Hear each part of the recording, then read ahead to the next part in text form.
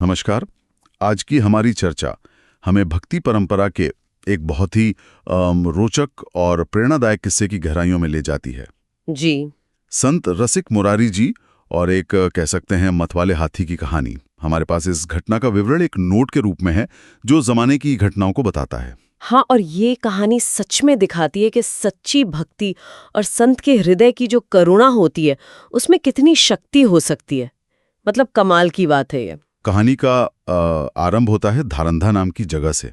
यहीं पर रसिक मुरारी जी के गुरुदेव श्री श्यामानंद जी रहते थे। हाँ। और किसी श्रद्धालु भक्त ने संत सेवा के लिए पास के बानपुर गांव की काफी जमीन उनके नाम कर दी थी। और वो जमीन मतलब बहुत उपजाऊ थी, उस पे अच्छी खेती होती थी और उससे जो आमदनी होती थी उससे श्री श्यामानंद जी के आश्रम में कई संतों के लिए रोज भंडारा चलता था। हाँ, भोजन की व्यवस्था। बिल्कुल, भोजन की व्यवस्था। वो एक जरूरी केंद्र बन गया था संत सेवा का। लेकिन जैसा अक्सर होता है, एक मोड़ आया कहानी में। बानपुर में एक नया नवाब आया और दुर्भाग्य से वो थोड़ा क्रूर और कहना चाहिए दुष्ट स्वभाव का था। हाँ, उसे धर्म कर्म या संत महात्माओं से कोई मतलब नहीं था। बिल्कुल।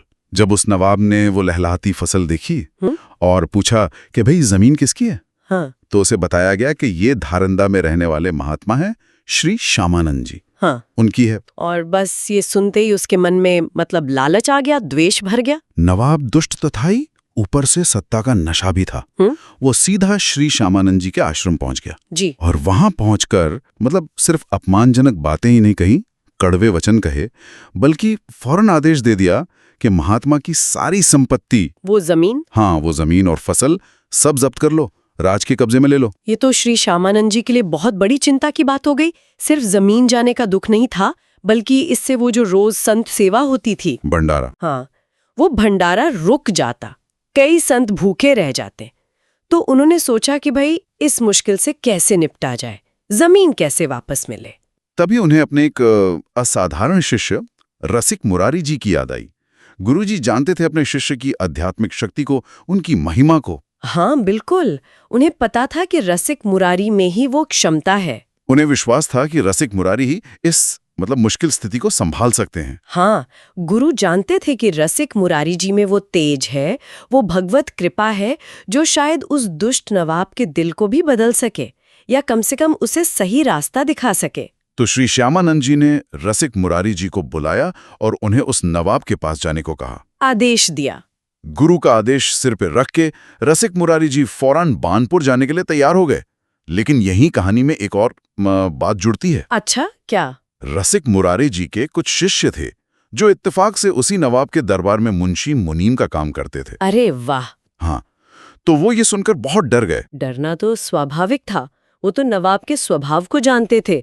उन्हें लगा होगा कि अगर गुरुजी नवाब के सामने गए तो वो अहंकारी नवाब न सिर्फ उनका अपमान करेगा, बिल्कुल, बल्कि हो सकता है गुस्से में आकर जान को भी खतरा हो, शायद मरवा ही डाले। हाँ, हो सकता है। इसी डर से उन शिष्यों ने रसिक मुरारी जी से बहुत मिन्नतें की, प्रेम से आग्रह किया और लगभग जबरदस्ती करके उन्हें 3 दिनों तक अपने पास ही रोक लिया। नवाब के पास जाने नहीं दिया। हाँ, जाने नहीं दिया। शायद सोच रहे होंगे कि कोई और रास्ता निकले या सही वक्त आए। लेकिन ऐसी बातें छुपती कहाँ है। जब नवाब को पता चला कि उसके मुनीमों ने उसके डर के बावजूद रसिक मुरारी को 3 दिन तक छुपाए रखा, उसके सामने नहीं लाए, तो उसका अहंकार और भड़क गया। उसे लगा कि ये तो मेरी तौहीन है। हाँ, कि मेरी सत्ता को चुनौती दे रहे हैं। गुस्से में उसने उन मुनीमों को बुलाया और कहा, अच्छा, तुम्हारे गुरु में इतना ही दम है कि तुम उसे मेरे डर से छुपा रहे हो? जाओ, अभी जाकर अपने उस गुरु को लेकर आओ। मैं भी तो देखूं कितना करामाती है वो। हाँ बिल्कुल, उसका लहजा एकदम ताने और चुनौती वाला था। और उसने दिखावे के लिए शाही पालकी भेजी रसिक मुरारी जी को लाने के लिए, लेकिन मन में तो कपट था, एक बुरी योजना थी। हाँ, वो कोई संत की परीक्षा नहीं लेना चाहता था, वो तो उन्हें जलील करना चाहता था, शायद खत्म ही कर देना चाहता था। योजना क्या थी, ये सुनकर तो रोंगटे खड़े हो जाते हैं। हाँ, नवाब ने पहले से ही एक बहुत बड़े हाथी को बहुत ज्यादा शराब पिलवाकर पूरी तरह से मतवाला नशे में धुत करवा दिया था। और सिर्फ नशा ही नहीं, उस बेचारे जानवर को बार बार चोट पहुंचाकर, भाले वगैरह से कौंचकर उसे बहुत ज्यादा गुस्सैल और आक्रामक बना दिया था। इस हद तक भड़का दिया था कि वो किसी के काबू में ना रहे। ये एक सोची समझी साजिश थी। कि संत का सामना इस पागल हाथी से करवाएंगे। हाँ, अब देखिए रसिक मुरारी जी वो तो अपने गुरुदेव के चरणों का दिल में ध्यान करते हुए पूरी तरह शांत स्थिर भाव से उस शाही पालकी में बैठ गए। जी। जैसे ही पालकी उस रास्ते पर पहुंची जहां वो मतवाला हाथी चिंघाड़ता हुआ मतलब पागल होकर दौड़ता हुआ आ रहा था, तो पालकी उठाने वाले जो कहार थे, उन्होंने जैसे ही उस भयानक हाथी को अपनी तरफ आते देखा, उनके तो होश उड़ गए। हाँ, वो इतने डर गए कि पालकी वहीं जमीन पर पटकी और अपनी जान बचाकर भाग गए। कल्पना कीजिए उस सीन की। एक तरफ वो नशे में चूर, गुस्से से पागल विशाल हाथी जो किसी के काबू में नहीं, वो दौड़ा चला आ रहा है, और दूसरी तरफ जमीन पर रखी पालकी में अकेले निहत्थे संत रसिक मुरारी जी। लेकिन यहीं रसिक मुरारी जी की महानता देखिए। वो जरा भी हिले तक नहीं, जरा भी विचलित नहीं हुए। उनके चेहरे पर डर या घबराहट का कोई निशान तक नहीं था, बल्कि एक अजीब सी शांति, एक मुस्कुराहट थी उनके चेहरे पर। हाँ, जैसे उन्हें पता हो कि क्या होने वाला है, या जैसे उन पर इस बाहरी हालत का कोई असर ही नहीं पड़ रहा।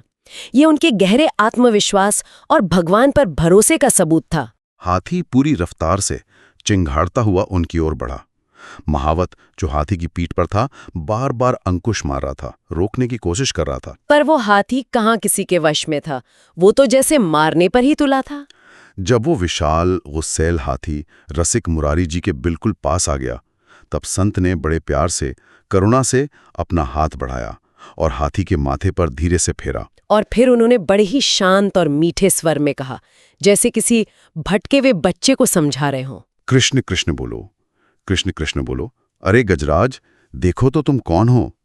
तुम भगवान के अंश हो। हाँ, ये तमोगुण स्वभाव, ये गुस्सा, ये नशा, ये धारण करके तुम इस हाथी योनि में जरूर हो, पर ये तुम्हारा असली स्वरूप नहीं है। तुम तो भगवान के प्यारे अंश हो।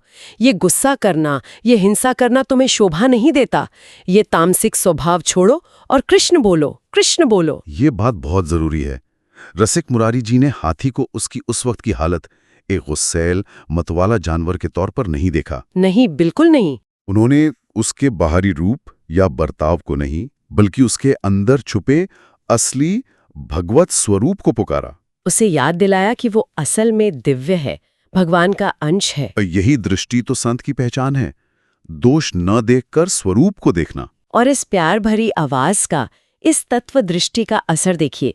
वो भयंकर मतवाला हाथी जो एक पल पहले सब कुछ तबाह करने पर तुला था, अचानक शांत हो गया। और वो रसिक मुरारी जी के सामने अपने घुटनों के बल बैठ गया। सच में। हाँ, और सिर्फ बैठा ही नहीं, उसने अपना भारी सिर संत के चरणों में रख दिया। अरे! और उसकी आंखों से लगातार आंसू बहने लगे, अश्रु प्रवाह होने लगा। वो गुस्से के आंसू नहीं थे, शायद पछतावे के या शुक्रगुजारी के आंसू थे। हाँ, जैसे अपने असली रूप को पहचानकर संत की करुणा से पिघल गया हो। रसिक मुरारी जी बड़े प्यार से उसके सिर पर हाथ फेरते रहे, उसे दुलार करते रहे।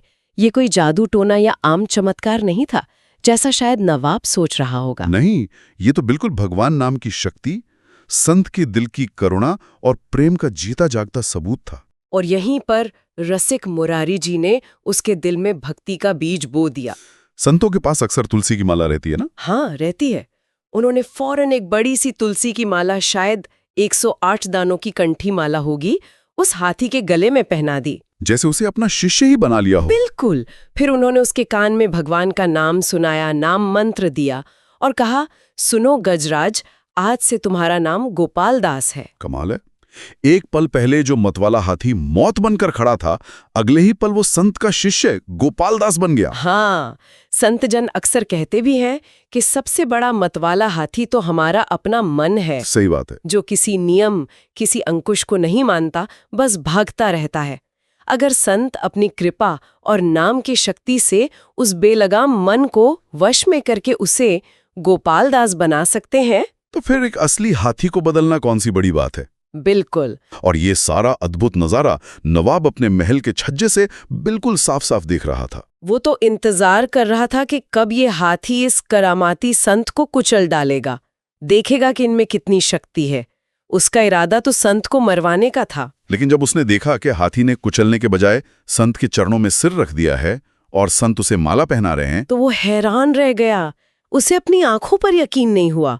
उसे समझ आ गया कि ये कोई ढोंगी या मामूली साधु नहीं, बल्कि कोई पहुंचे हुए महात्मा हैं, जिनके पास दैवीय शक्ति है। ये कोई जादू तमाशा नहीं, ये तो भगवान नाम और सच्ची भक्ति का असली बल है। अब नवाब खुद को रोक नहीं पाया।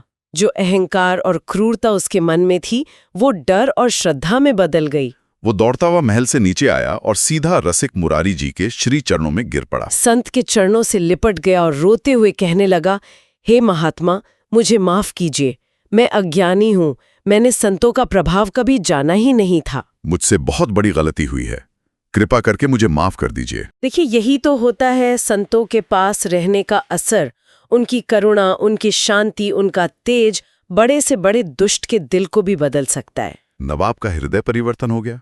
उसने फौरन हुक्म दिया कि संत श्री श्यामानंद जी की जो जमीन जब्त की थी उसे तुरंत इज्जत के साथ वापस किया जाए। और सिर्फ उतनी ही नहीं, हाँ, अपनी गलती का प्रायश्चित करने के लिए उसने सरकारी खजाने से कई और गांव की जमीनें भी संत सेवा और भंडारे के लिए दे दी। उसने हाथ जोड़कर रसिक मुरारी जी से कहा, आज मेरा बड़ा सौभाग्य जागा है, मेरे पुण्य का पासा पड़ गया है कि आप जैसे महान साक्षात ईश्वर स्वरूप संत के मुझे दर्शन हुए। मेरी भूल माफ करें और मुझ पर कृपा बनाए रखें। इस तरह एक संत की कृपा ने न सिर्फ जमीन वापस दिलाई, बल्कि एक क्रूर शासक को भक्त बना दिया। और उस हाथी का क्या हुआ जिसे रसिक मुरारी जी ने कृपा करके गोपाल दास नाम दिया था? हाँ, भक्त गोपाल दास। वो गजराज अब पूरी तरह बदल चुका था। वो अब मतवाला हाथी नहीं रहा, बल्कि एक समर्पित सेवक बन गया था। वो रसिक मुरारी जी के पीछे पीछे ऐसे चलने लगा जैसे कोई पालतू बछड़ा अपनी माँ गाय के पीछे चलता है। उसका जीवन अब पूरी तरह संत सेवा में लग गया। आश्रम के लिए, भंडारे के लिए जो भी सामान आता, चावल, दाल, अनाज की बोरियां, वो सब गोपाल दास अपनी पीठ पर लाद कर लाता था। संत सेवा ही उसका जीवन बन गया। और उसका भाव देखिए, इतना गजब का बदलाव। कहते हैं कि उसका स्वभाव ऐसा हो गया था कि रास्ते में या आश्रम में कहीं भी किसी संत या वैष्णव भक्त को देखता तो तुरंत अपने आगे के पैर मोड़कर घुटनों के बल बैठकर उन्हें प्रणाम करता था, माथा टेकता था। आखिर वो रसिक मुरारी जी का शिष्य था, एक वैष्णव गजराज। उसके इस सेवा भाव से जुड़ा एक मजेदार किस्सा भी सुनने को मिलता है। अच्छा, क्या? जो बंजारे या व्यापारी आश्रम के लिए अनाज वगैरह लाते थे, वे अपना माल गोपाल दास की पीठ पर ही लाद कर लाते थे। हाँ। एक बार उन बंजारों ने श्री रसिक मुरारी जी के पास जाकर थोड़ी शिकायत के अंदाज में कहा, गुरुदेव, ये आपके गोपाल दास जी तो हमारा माल रास्ते में ही छान जाते हैं, मतलब कम कर देते हैं। अच्छा। उन्होंने कहा, हम लाते हैं 1 बोरा चावल, पर आश्रम पहुंचते पहुंचते उसमें से काफी चावल गायब हो जाता है। लगता है गोपाल दास जी रास्ते में ही प्रसाद समझकर पा लेते हैं। इससे हमारा थोड़ा नुकसान हो जाता है। शायद उसे संत सेवा का प्रसाद समझकर खा लेता होगा। कितना भोला भाव रहा होगा उस भक्त गजराज का। और उसका एक नियम और भी गजब का था। वो क्या? जब भी आश्रम में कोई खास उत्सव होता, भंडारा होता और संतों की पंगत भोजन करने बैठती, तो गोपाल दास सब्र के साथ एक तरफ खड़ा इंतजार करता रहता। वो तब तक इंतजार करता जब तक सारे संत भोजन करके उठ नहीं जाते।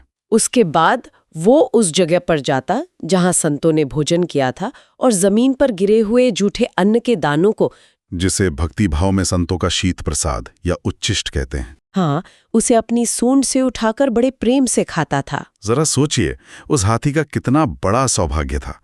कहाँ वो एक मतवाला हिंसक जानवर था और कहाँ अब उसे रोज संतों का वो दुर्लभ प्रसाद पाने का सौभाग्य मिल रहा था।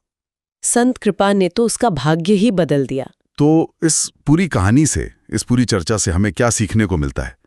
ये कहानी हमें आस्था, भक्ति और करुणा की असीम शक्ति का दर्शन कराती है। बिल्कुल, ये दिखाती है कि एक सच्चे संत का निर्मल हृदय, भगवान नाम में उनकी पक्की श्रद्धा और उनकी सहज करुणा कितनी शक्तिशाली हो सकती है। ये शक्ति न केवल क्रूर और अहंकारी शासकों के दिल को पिघला सकती है, बल्कि एक हिंसक मतवाले जानवर के स्वभाव को भी पूरी तरह से बदल सकती है। साथ ही ये कहानी निस्वार्थ भाव से की जाने वाली संत सेवा के महत्व को भी बताती है।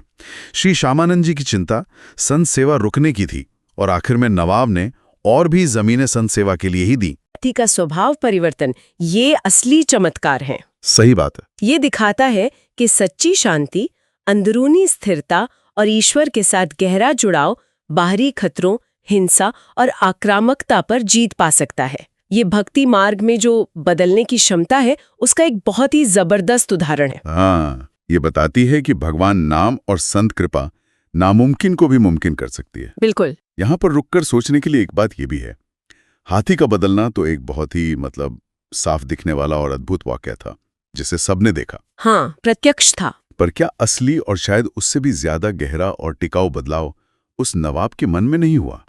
ये बहुत जरूरी बात है। वो नवाब जो अपनी सत्ता और अहंकार के नशे में एक बेगुनाह संत का अपमान करने और उसे मरवाने पर तुला था, वो चरणों में गिरकर माफी मांगने लगा और संत सेवक बन गया। ये अहम है। हमारे अपने जीवन में ऐसे कौन से मतवाले हाथी हैं? जैसे शायद हमारा बेकाबू गुस्सा, हमारा जिद्दी अहंकार, हमारे अंदर बैठे डर, या कोई ऐसी बुरी आदत जो हम पर हावी है और दूसरों को तकलीफ पहुंचाती है। हाँ, हो सकता है। क्या हम भी रसिक मुरारी जी की तरह भगवान नाम के सुमिरन से, सत्संग की शक्ति से और शांति व करुणा के रास्ते पर चलकर अपने अंदर के इन मतवाले हाथियों को काबू में करके उन्हें गोपालदास बनाने की कोशिश कर सकते हैं? ये एक गहरा विचार है। ये प्रश्न, ये कहानी हमारे लिए छोड़ जाती है।